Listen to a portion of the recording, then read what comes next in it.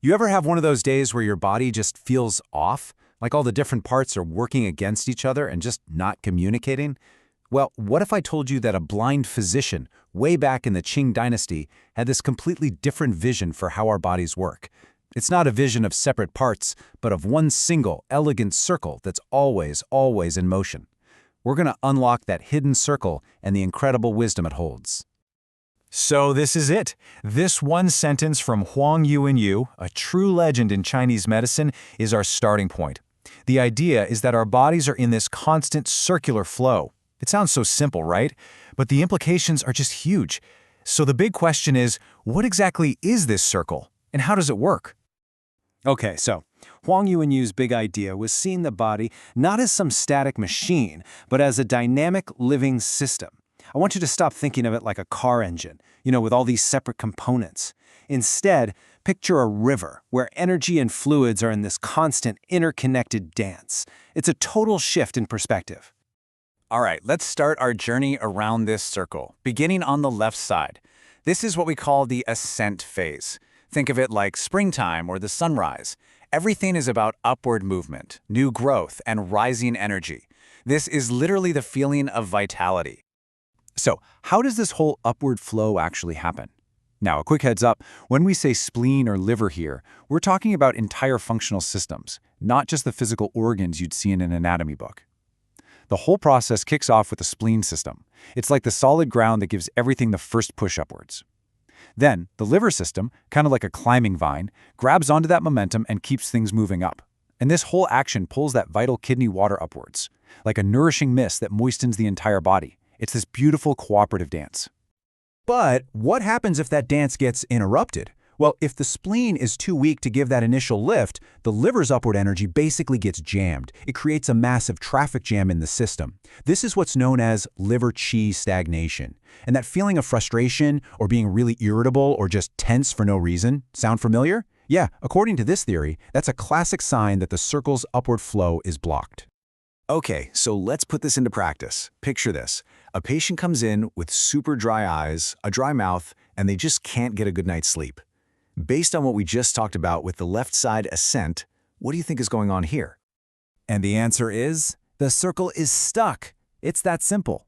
Because the spleen system was too weak to lift, the liver couldn't do its job, and all that nourishing kidney water got trapped down below. So what happens? The entire upper body gets dry and overheated, which leads to every single one of those symptoms.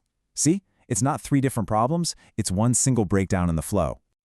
All right, let's hop over to the other side of the circle. If the left is all about that spring-like ascent, then the right is a steady, autumn-like descent. This is the energy of harvesting, of gathering things in and getting ready for rest. It's like the sun setting at the end of a long day. And again, we're talking about whole systems here. The downward movement gets started by the stomach system, which acts like a valley, just receiving and moving things down. It gets some help from the gallbladder system, which helps guide that descent. But here's the really important part. This downward flow takes the heart's fire, all that warmth and energy from the chest, and brings it down to warm the lower body, especially the kidney system. And this is where it all just clicks. Look at the incredible symmetry of this system. The spleen lifts things up. The stomach brings things down. The left side sends nourishment to the top, and the right side sends warmth to the bottom. It's this perfect, balanced rhythm of rising and falling. When this is all flowing smoothly, your body is just in harmony. Okay, time for another little puzzle. An elderly patient comes in, feeling agitated all the time. Their heart is racing and they just can't sleep.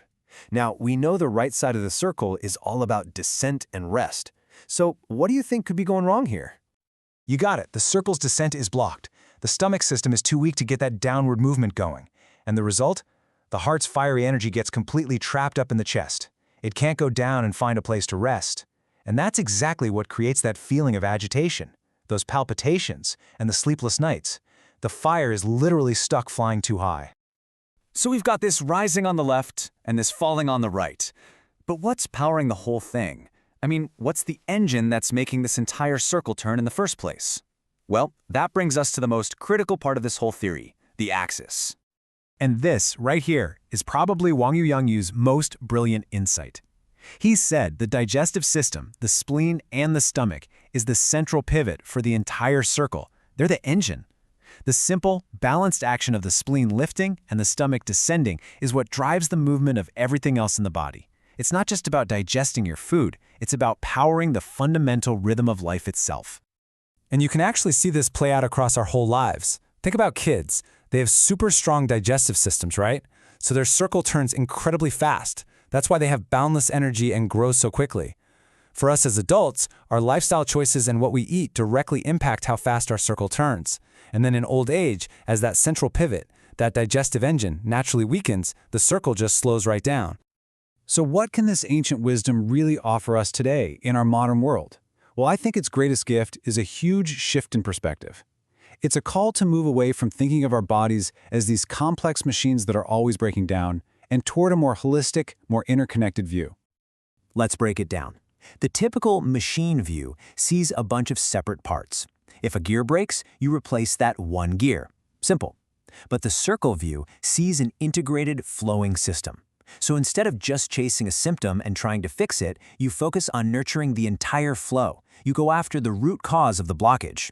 It's a huge shift from static repair to dynamic, ongoing cultivation. So when you boil it all down, the main takeaway is actually pretty simple, but it's incredibly powerful. Real health isn't about having perfect individual organs. It's about making sure the whole circle is turning smoothly and harmoniously. True well-being is found in the flow, in that seamless rhythm of rising and falling, all powered by a strong, healthy core. And that really leaves us with one final question to think about. When you look at your own health and wellness, everything from the food you eat to how you handle stress, ask yourself this.